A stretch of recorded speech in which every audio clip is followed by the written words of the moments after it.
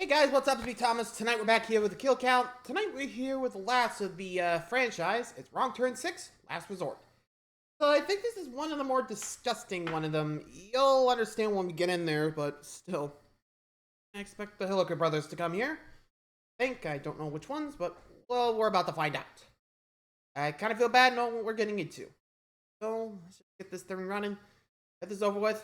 See how many kills this final one gets. Be sure to like, subscribe for more. Hope you enjoy. Let's go.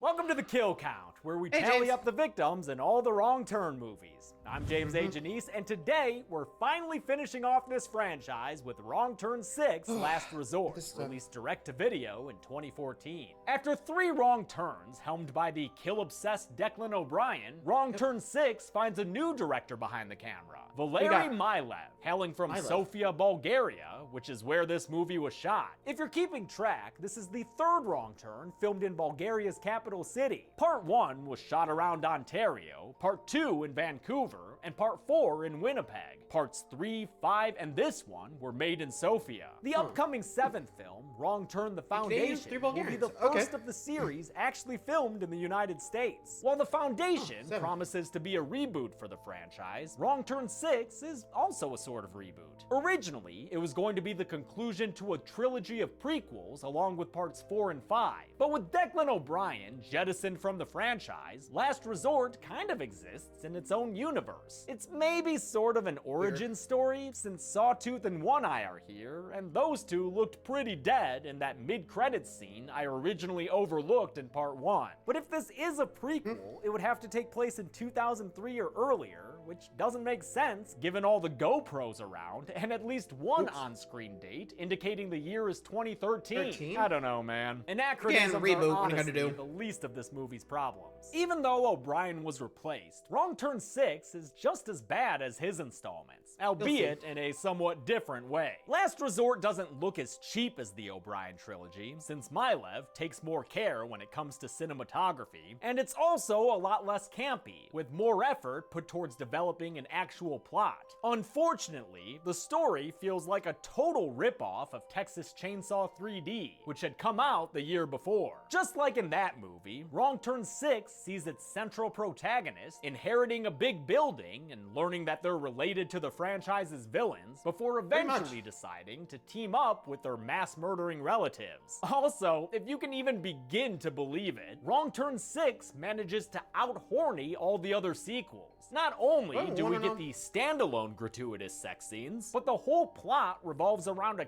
cannibal sex cult. It's kind of incredible that one franchise can be so bad in so many ways. As always, this Wrong Turn movie features a huge heaping of blood and guts, so I'm proud to announce I've got another sponsor to take us across the finish line and complete this series without any censored gore. Simply Safe is an effective and reliable home security system to keep you safe from dangers like mutant cannibals. It's also incredibly easy to use and can be set up in under an hour. We're talking motion sensors, HD cameras, and 24/7 professional monitoring, all at a price that comes out to about 50 cents a day. That is one low price to be able to sleep soundly in a secure home every night. Chelsea and I are actually looking into moving right now, and I love knowing that no matter where we go, we'll be protected by Simply Safe, which won US News and World Report's Best Overall Home Security of 2020. You can learn more and get Simply Safe for yourself by going to simplysafe.com/deadmeat. Check that spelling, by the way, to make sure you get it right. Secure your home today by going to simplysafe.com/deadmeat. Let's see how many people failed to secure their lives from sex cult cannibals and get to the kills. Yep, you're right. Sex cult. Good boy. You know it's gonna be interesting. Good way. Not to mention, like I said, a bit of incest. A little warning ahead of time. And again, that was in part 1 with the idea of, incest and the whole, procreation, and pure and all that. Alright, let's just get this thing over with. Got 6. Let's just finish it off. Good luck. The movie begins on an Appalachian bike trail that leads to a hot spring. And if you couldn't guess what that means, then this must be your first Wrong Turn sequel. Three Finger likes his horror porn, and Three Finger gets what he likes. He also likes to kill, so after causing this Nick dude to disappear from his bike somehow, he shoots an arrow right through Nick's head. A helmet ain't gonna protect you against that, brah. Nick's lover Daria books it on her bike, but gets her face caught in barbed wire. Whoa. And I mean caught. That wire is straight up enmeshed. One Eye and Sawtooth join in on the fun, but it's Three Finger who gets to kill Daria after having a giggle there, mate. He slashes at her neck and decapitates her, allowing her headless body to fall down into a title card. It then turns into a V, which I think stands for Very Bad Movie. Hob Springs Hotel, established 1902, is getting ready for its off-season, which means geriatric patrons like Agnes Fields here will soon be checking out. That's fine with caretaker Jackson, since Agnes is actually a little old sexual harasser. You are gonna get yours. I'll hold you to that, Mr. Jackson. Jackson runs the Hob Springs Hotel with his sister Sally. Wait, hold on. Dude, I said sister. Yo, that's your sister, dog? Yeah, unsurprisingly, incest is a big part of this movie. But just for the record, there's no evidence that incest is more prevalent in Appalachia than anywhere else. And same goes for Alabama, as far as I can find. It's time to meet our protagonist, Danny, who just learned that he's inheriting the Hob Springs Hotel. He's headed there now with his girlfriend Tony, played by Aquila Zoe, who is one of Paige's fictional rivals in Fighting with My Family. Danny's also bringing a whole bunch of friends, and it's not hard to figure out the stereotypes they're going to be. Just playing with my new camera. Yeah, and your old camera posted my naked ass all over the internet last trip. And got 4,000 hits in one day. Oh, dude, you gotta pump those numbers up. Those are rookie numbers in this racket. Danny's car pulls up to the enormous hotel he's inheriting, where Jackson and Sally are waiting for him creepily. That's not enough to dissuade Danny from seeing this through, though. He's had a rough go of it recently, as evidenced by those wrist scars, and since he's an orphan who's never known his family, he thinks this is his chance to change that. I want to meet these people and find out what I'm all about. Sally gives Danny a very warm welcome, though she and her brother lover are perturbed to see that Danny's rolled in with a posse. The caretakers let them in and confirm that they're sexual siblings, which just adds to the weirdness of this place for Danny's friends. Some of them, like, which one is this? Brian, I guess, want him to sell the hotel for cash. But Danny's already charmed by the history of Hob Springs. We could be talking about my history. Agnes makes herself up as she heads out the door, but before she can get to the front desk for checkout, an axe is thrown down the hallway and pins her to the wall. Jackson walks up to the exsanguinating sexagenarian and kills her with a loud neck snap. Hey, what's black and white and red all over? Agnes is dressed. After admonishing the off-screen cannibals for their indiscretion with this kill, Jackson leads Danny's friends to their rooms, getting treated like shit in the process by Jillian, played by British soap star Roxanne Pallet. Not the first time she's treated a dude shitty either. #Punchgate. Jillian is Brian's girlfriend, and the two of them are mostly interested in how much this place and its antique furniture can sell for. But Danny's found more of an emotional resonance here, perhaps thinking it can heal him of his troubled past, one that's left him taking ambiguous medication. Prescriptions. That night, Jackson goes into the woods to give the Hilliker brothers some specific and non-violent instructions. Leave Danny alone. Even if it means giving his friends a pass. No, I thought I made myself clear! You know, he seems to have some kind of authority over them, so maybe Danny and his friends will be safe and sound the rest of this movie, right? You know they're not. Right? While getting groceries... Yeah, I mean, he said I have to give friends a pass. Leave Danny alone. Friends. So you know those friends are gonna die. Did he? Yeah, you know it's a guarantee he's gonna survive. Unless those cannibals decide to revolt in, well... Anyway, back to Hobbs Inn. Jillian and Brian look at a message board full of blurry missing persons posters. Those are actually blurred in the movie, or at least they are now. They weren't in the movie's original release, which proved to be a problem since the filmmakers used the photo of an actual missing grandmother without permission. The woman's family sued, prompting a recall of all the original run Blu-rays and DVDs, and these blurry edits were added for the film's re-release. Can you say negligence? A sheriff named Doucette posted hosts Oh, a you really flyer gotta for double Agnes check. and tries his best to deliver dialogue well. What is a lovely couple like you doing settling in Hobbs Sprang? Maybe next time, dude. Tony and this Alright, big buddy. guy, who's been arbitrarily given the characteristic writer, I'm just the investigative type. find Danny looking at pictures of people who look like him. At least, I'm assuming they look like him. Why are all these blurred too? Yeah, I don't Damn, know. Did I miss something? filmmakers, did you get clearance on anything? I think we just met your cousins. I guess not. That is a fucking amateur move, man. Jackson Amen. appears and shows them the hotel's Gaston Lodge, which features pelts and weapons all over the place. Since this wooden bow belonged to Danny's grandfather, he tries it on for size as Jackson creams his caretaker pants behind him. Although Tony's against the idea, Danny goes out hunting with Jackson, where he reveals that he recently suffered a mental breakdown while working on Wall Street. Guess he tried too hard to get those rookie numbers up. They go into a nest where Jackson begins to narrate the best way to hunt your prey. His lesson becomes a voiceover that plays over intercutting shots of a deer in the woods and Sheriff Doucette, who finds a tree blocking the road and sees an old lady shroud on a branch. It's about patience and being smarter than the animal. The editing makes it look like Danny's aiming at and shooting the cop, but that was just a fake out. Danny actually shot a deer, and it was Three Fingers' arrow that pierced Doucette's gut. The sheriff is killed by one final arrow through the Right back through the of his mouth. head. Before they return to the hotel, Jackson makes Danny put the deer out of its misery, which leaves him with a bad case of bloody face. Tony doesn't like that. Yeah, I don't know, given the guy that, did that, a weapon might be a good idea. I think Tony might to get your kid out of there. That or get yourself out, because if you're not into this and he is, you might want to run. Because, are you real? I'd probably be running too. Just saying. Well, he's my boyfriend, but gotta run.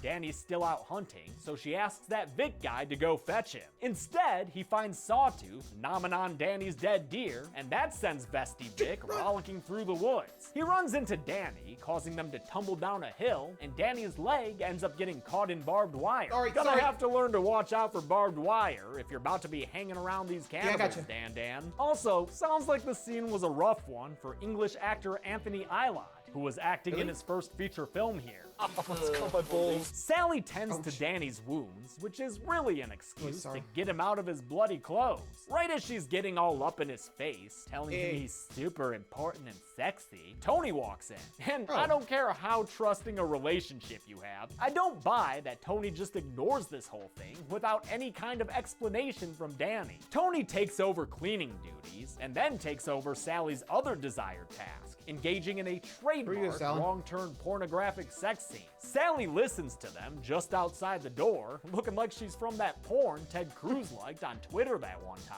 That was on September right. 11th too, huh? Since that's not nearly enough nudity for this sex-obsessed film, Brian and Jillian start fucking in the hot spring as the other that's three of dudes them get now. real high and play around with the camera brought by Tony's brother Rod. They realize a GoPro can go underwater, so they predictably get voyeur shots of Jillian's boobs. Their sexy fun time splash around gets briefly interrupted when Vic once again sees Sawtooth. Damn, dude, how you about to— oh, he gone. Another pointless scene. Danny can't get that deer killing out of his head. It may have made him a new man. It inspires him to flush his pills down the toilet and tell his friends that he's decided to reopen and run Hobbs Springs since it's such a rejuvenating place.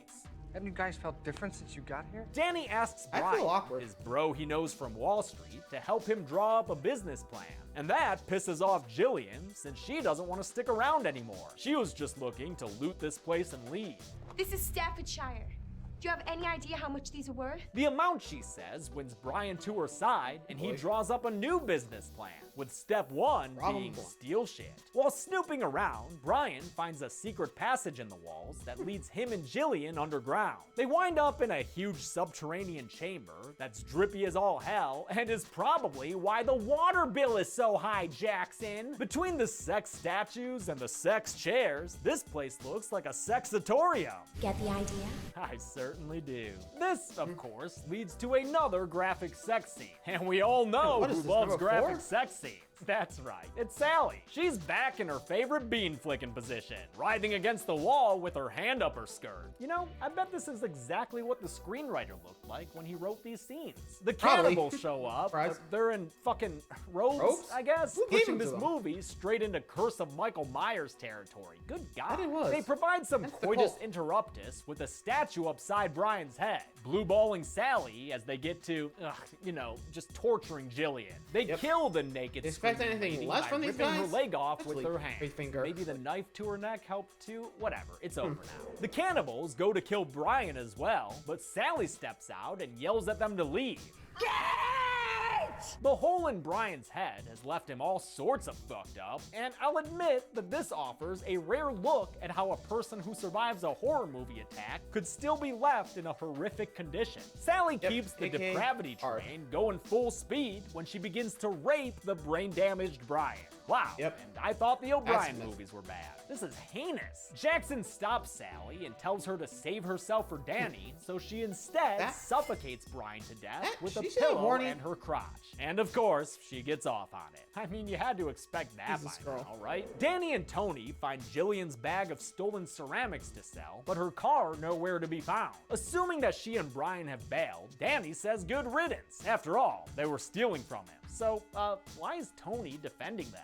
Wow, Danny, they are your friend. Yeah, and his friends suck. Yeah, they were about to rob you blind. And Danny storms away from Tony, all super pissy pants. Inside, Vic eavesdrops as Danny runs into Jackson and Sally, who tell him they've got something secret to show him in the woods. Sunset transition shot, activate! They lead him by torchlight to a backup set for the Pirates of the Caribbean ride. Oh, wait, nope, sorry. This is just a town full of people who stick their faces in the camera and kind of growl. Vic, who's followed Danny here, watches from the shrubbery as Jackson delivers food to these hill people and Sally delivers exposition to the audience. There were 3 families back in those days. The Creightons, the Boggles, and the Hillikers. Which am I? You're a Hilliker, Danny. Damn, I'd rather be a wizard, Harry. Jax Attacks and Sal are Hillikers too, of course, as are the boys we know and don't love riding up in that yellow tow truck right now. Jackson drugs Danny, because he's gonna need the edge taken off as he meets his mutant cannibal relatives and learns that he is the chosen one to continue their incestuous lineage. See, only true blood will keep this family alive. Yep, incest is basically these people's religion, and Sally's never been more excited to perform a sacrament. Sawtooth finds Vic spying on them and ushers him into cannibal court. With Judge Danny too fucked up to recognize his friend, the jury of Vic's inbred peers decide he's guilty as charged. Three Finger slits Vic's throat as Sawtooth strings him up, and everyone gets their bowls filled with blood. Oh, and Uncle Three Fingers cracking open that piñata, so they can all have some intestines too. As the drug's effects grow stronger, Sally gets Danny to drink some blood as a little girl plays what I could have sworn at first was Dear Prudence.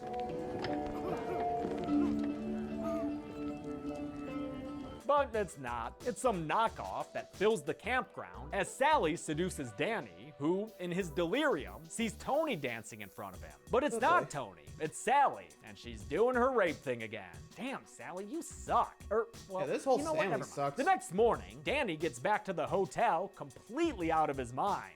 I was drinking a lot. Tony says it's time for them to leave, but Danny ain't going nowhere except down for a couch nap. Tony, her brother Rod, and, other character Charlie follow their noses to the kitchen where they see Jackson cooking. And what Jackson's cooking. They also see a corpse in the freezer before Three Finger shows up, just waggling away at them. They're chased by the Hilliker brothers, but Charlie decides to keep Sawtooth busy so Rod and Tony can get away. I like that he gets a few hits in, but then his fingers get chopped off, and it's clear the end is near. Charlie meets an especially gruesome death when the Hillikers keep this movie's rape theme going with a fire hose. Because it's not enough for them to force the water down his throat. They also need to pull down Charlie's pants and literally shove the hose inside of him. The forceful water fills Charlie's abdomen, and his gut bursts open in one very graphic kill. I don't even think And that's that was scientifically the enema possible. of Charlie. Tony's brother Rod tells his sister that Danny's probably in on all this, and that they should just GTFO. Not wanting to abandon her boyfriend, she runs off from her bro and arms herself with a hunting rifle. Rod ends up seeing and hiding from the Hillikers until he steps in a bear trap that takes him to the ground. The cannibals pull him closer with a chain, and Three Finger ends Rod's life by hacking him over the head with a machete. Tony finds Professor McGorium's Sexatorium, which is Sally's favorite room, obviously. There's a lot of crying and sneering and shaking and jeering until Tony smacks Sally up the head with her gun, kicking off a steamy fight. No, I mean literally, yeah, they're in a fight. steam room. In fact, Tony ends up sticking Sally's head into the steam, which blisters her face all to hell. Then Tony grabs her gun and gets a couple of shots off, and wow, there goes Sally's foot. Danny shows up, suddenly sober, and he is not at all pleased with what Tony's done. You trying to kill my family now? Yeah, dude, your family sucks. He tells Tony to go on and get, cause he's a Hilliker now, just like Jackson, who appears and demands that Tony die because she's seen too much. Danny instead helps Tony get free, but Jackson cuts off her escape and knocks her down. Tony grabs Jackson's keyring and kills the caretaker by stabbing him in the face with all of his keys. She does not let up with them either. She squashes that thing to the ground. This upsets Danny, since Jackson was family, and he don't want to hear any of that self-defense bullshit. The Hilliker brothers appear behind Tony, and Danny gives them the word. It's family. So they kill her with a pickaxe to the back of the head. Shame. Probably should have left there, Tony. Sorry, buddy. Way better than this whiny dude. Sometime later, Hob Springs is renamed Hilliker Springs, and it's so big and successful, it's even hosting Weight Watcher weekends. Oh, sorry, Weight Droppers. Wouldn't want to have to blur anything else out. Danny's, I guess, the manager of the Hilliker brothers now, both in their work and their faith, because he's dressing them up in hooded robes and taking them to the Sexatorium for a show. And look who the leading lady is. I'm just happy. I bet you are, Sally. I bet you are. The movie ends with one more sex scene between Danny and Sally as the mutant cannibals watch in the background. How the fuck did we end up here, man? How many people got killed in Wrong Turn's Wrongest Turn yet? Let's find out and get to the numbers, just as soon as I'm done washing my hands of this disgusting, disgusting movie. I have some. There were 11 victims in Wrong Turn 6, which may be fewer than the number of sex scenes. The victims consisted of 4 ladies and 7 dudes, giving us this probably human meat pie chart. And with a runtime of 91 minutes, that left us with a kill on average every 8.27 minutes. I'll give the golden chainsaw for coolest kill to Daria from the beginning. Love the look of that barbed wire deep in her face, and it ends with a decapitation and a title card gag. That's hitting a lot of buttons for me. Doll Machete for lamest kill will go to Agnes Fields for that neck snap. And that's it. Wrong Turn 6, Last Resort, get it? Came out in 2014, another piece of shit in this shit stack of a series. I'm trying to keep an open mind about the upcoming 7th film though, since it was written by Alan B. McElroy, who wrote the original. Next week is Rec 2, but until then, I'm James A. Janice. This has been The Kill Count. Thanks a lot for Well, on with that franchise, cause yeesh. Felt sick. Anyway, hope you guys enjoyed that one. Till next time, see you guys around. Adios.